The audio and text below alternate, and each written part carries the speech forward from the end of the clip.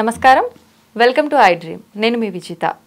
ప్రస్తుతం మనతో పాటు ఉన్నారు ప్రముఖ ఆధ్యాత్మికవేత్త, శ్రీ విద్యా ఉపాసకులు, ఎంతో మందికి మంత్రోపదేశం చేసిన గురువుగారు శ్రీ గురు కరుణామయ్య గారు మనతో పాటు ఉన్నారు. ఇప్పుడు గురుగారితో మాట్లాడి మన సందేహాలన్నింటినీ నివృత్తి చేసుకుందాం. నమస్కారం గురుగారు. శ్రీమాత్రే నమః. గురుగారు, మనకు రెండు రకాల మనస్తత్వాలు, అలవాట్లు, అభిరుచులు ఉన్న మనుషులు ఉంటారు గురుగారు. కొంతమంది ఫుడ్ విషయానికి వస్తే శాకాహారం తీసుకునే వాళ్ళే ఉంటారు, కొంతమంది మాంసాహారం తీసుకునే వాళ్ళే ఉంటారు. అయితే నిత్యం పూజ చేసే వాళ్ళు ఉంటారు, కానీ వాళ్ళకు మాంసాహారం తీసుకునే అలవాటు ఉంటుంది. వాళ్ళలో ఒక సందేహం ఉంటుంది, నేను మాంసాహారం తీసుకుంటున్నాను, దీన్ని వదులుకోలేను, భగవంతుని ఆరాధన కూడా చేసుకోవాలి, మరి నేను ప్రత్యేకించి ఏమైనా నియమాలు పాటించాలా అనేది ఆలోచన ఉంటుంది గురుగారు. ఉంటాయా గురుగారు అలా నియమాలు ఏమైనా వాళ్ళకి ప్రత్యేకించి? అసలు శాకాహారం అంటే ఏమిటి, మాంసాహారం అంటే ఏమిటి అన్నదాన్ని నేను మూలానికి వెళ్ళి నేను నిర్వచన ఇస్తే మన ఆలోచనే తప్పు. ఓకే. టీవీ చూస్తున్నప్పుడు లేదా పత్రిక చదువుతున్నప్పుడు భార్యను నిలువునా నరికేసిన భర్త, 30 సార్లు కత్తితో పొడిచిన భర్త అంటే ఇలా చూస్తాడు చూడండి, అది మాంసాహారం. కళ్ళు. ఓకే. మనం చూసే ఆహారం ఇక్కడే కాదు, ఇక్కడ ఉన్నాయి. మనకి ఇక్కడికి వెళ్ళి ఇదే ఆహారం అంటున్నాను. అవును గురుగారు. ఇది శాకాహారమైనా ఇది మాంసాహారం అయితే మన మాంసాహారాల కిందే లెక్క. నా మీద నా ఒక తీసుకునే ఆహారం వల్ల నాలో మార్పులు కలుగుతూ ఉంటే అది నిషిద్ధము. ఓకే. అంటే నేను మాంసాహారం అంటే చికెను మటను ఇలా అనుకుంటున్నాను, అది నాలో కలిగిన ఒక ఎన్వైరన్మెంట్ వల్ల అలా అనుకుంటున్నాను. కానీ నిజానికి ఎవరినో గురించి చెడు మాట్లాడుతూ ఉంటాడు, వాడు బలానా చెత్తకాడండి బాబు, అలాగా ఎలా అని అంటూ ఉంటారు. ఇలా ఇంకోటి గురించి చెడు మాట్లాడుతూ ఉంటే వీడు ఆనందిస్తున్నాడు చూడండి, బ్రహ్మాండమైన మాంసాహారం అది. వీడు అది లేకుండా ఉండలేడు. అదే హ్యాబిట్ ఉంటుంది. అదే హ్యాబిట్. అంచేత నేను మాంసాహారం అంటే ఏమిటి, శాకాహారం ఏమిటి అని ముందు నిర్ణయించుకుందాం. అలాగే గురుగారు. తర్వాత కన్నప్ప పంది మాంసం తిన్నాడంటారు. ఆ పంది మాంసాన్ని నైవేద్యం కింద పెట్టాడు, నోటితో నీళ్లు పోటు పుక్కిలించి ఉమ్మాడు.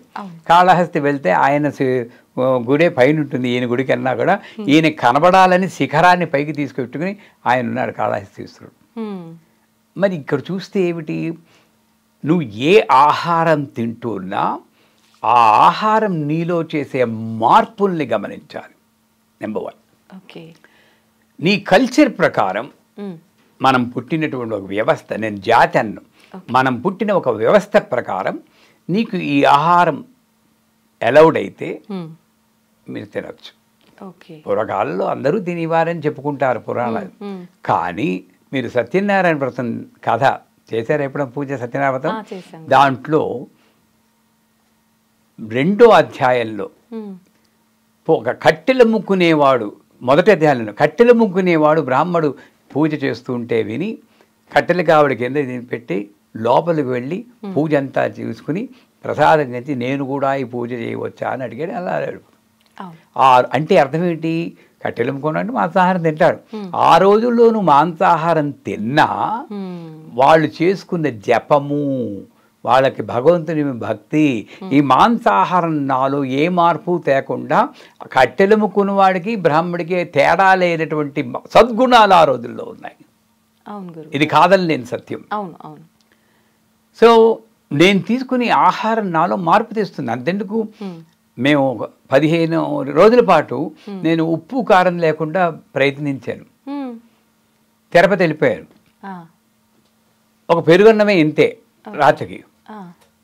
అసలు ఎలా ఉందంటే మొత్తం శాంతం. ఎలాగైతే మా ఆవిడికి భయం వేసింది, బాబోయ్ మామూలుగా ఉప్పు కారం తినని సన్యాసులు అయిపోతారేమో అని భయపడ్డారు ఒక రకాలు మన పెళ్ళైన కొత్తల్లో.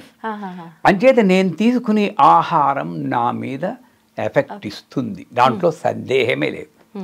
కానీ ఆ ఆహారం అది మాంసాహారం అనండి, స్పైసెస్ మసాలా ఆహారం అనండి, రెండు ఒకటే. ఇది నాలో మార్పులు తెస్తున్నాయని నేను గ్రహించినప్పుడు నేను కంట్రోల్ చేసుకోవాలి. నువ్వు ఆహార నియమాల ప్రకారం నువ్వు ఇంత కొంచెం తినచ్చు, దాంతో ఏమీ తప్పు లేదు.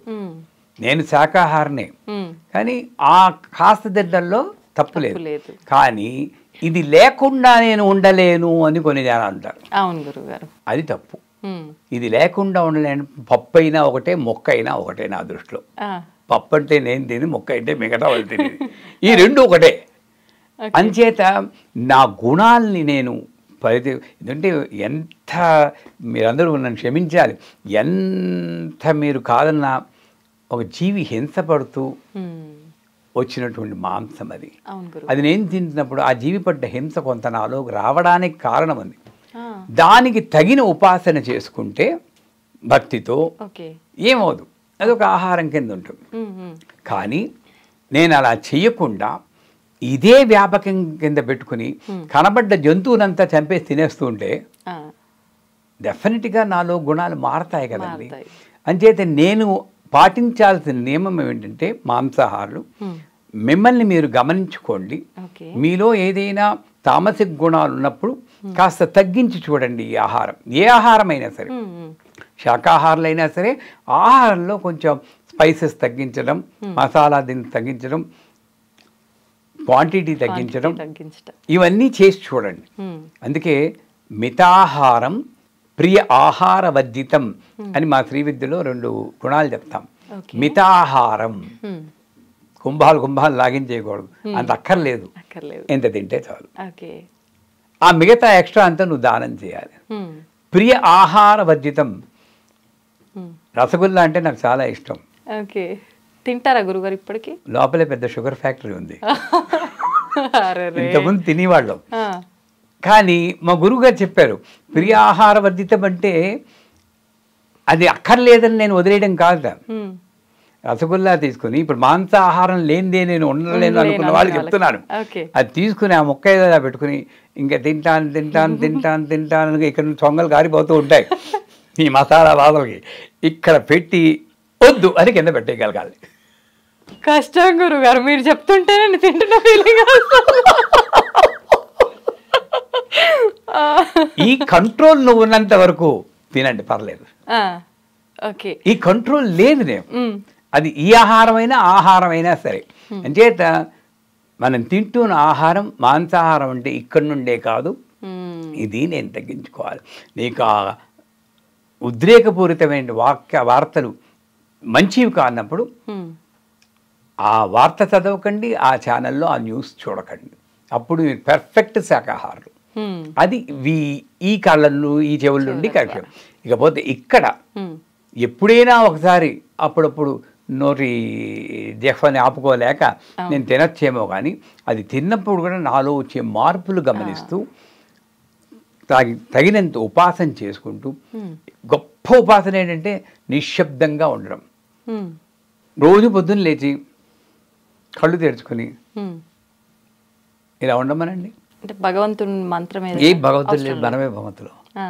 ఏమక్కర్లే మళ్ళీ భగవంతుడు, ఏ భగవంతుడు, ఇవాళ మంగళవారం ఆంజనేయ స్వామి, బుధవారం సరస్వతి, ఇవన్నీ మనం డ్యూటీలో వేస్తాం భగవంతుడికి. ఇది వస్తుంది. ఏమొద్దు, జస్ట్ కళ్ళు తెరుచుకుని ఓ నవ్వు ముఖం పెట్టిని ఇలా ఉండండి. చాలా కష్టం. ఓ 10 సార్లు లలిత సహస్రం చదవమంటే చదువుతాం, అది ఏం చేయకుండా నోరు మూసుకొని కూర్చోరా అంటే అస్సలు కాదు. ఇది బ్రహ్మాండమైన శాకాహారం. ఇది తిని శాకాహారం. ఇది కూడా తింటుంది మాంసాహారం. వాడిని గురించి ఆలోచించి, వీడిని గురించి ఆలోచించి, ఈ శాకాహారం ఇక్కడి నుంచి చేస్తే అక్కడ మొదలెట్టండి. ఇది ఒక్కటి కాదు, ఇక్కడ మొదలెడితే ఆటోమేటిక్గా ఇది కంట్రోల్ అయిపోతుంది. అంచేత మాంసాహారం తిని వాళ్ళు పాటించిన నియమాలు ఏమిటి అంటే, మొట్టమొదటి తనని అబ్జర్వ్ చేసుకోవడం, ఈ నిగ్రహ శక్తి. అది లేకుండా నేను ఉండలేను అన్న స్థితికి రాకుండా ఉంటే చాలు, వాళ్ళు పూజ చేయవచ్చు. ఆ రెక్కలు వస్తే మన భక్తుల్లో చోకామేళ, సూర్దాస్, కబీర్దాస్, గోరాకుంభ మాంసాహారులే. వాళ్ళు ఏం తిన్నారు ఇప్పుడు ఎవరు చూడరు అనుకోండి, మాంసాహారులే అని చెప్పుకుంటారు. మరి వాళ్ళందరికీ వచ్చింది కదా. సో మనం గమనించాల్సింది ఏంటంటే, మన తింటున్న ఆహారం అది శాకాహారమైనా మాంసాహారమైనా మన గుణాల మీద విపరీతమైనటువంటి ప్రభావం కలిగించకుండా ఉంటే, నియమంలో పరిమితి వ్యవస్థలో ఏదైనా తినొచ్చు, దాంట్లో తప్పు లేదు. ఓకే, అదొక్కటి మనం కరెక్ట్గా చూసుకోవాలి. ధన్యవాదాలు గురుగారు. శ్రీవాదరు.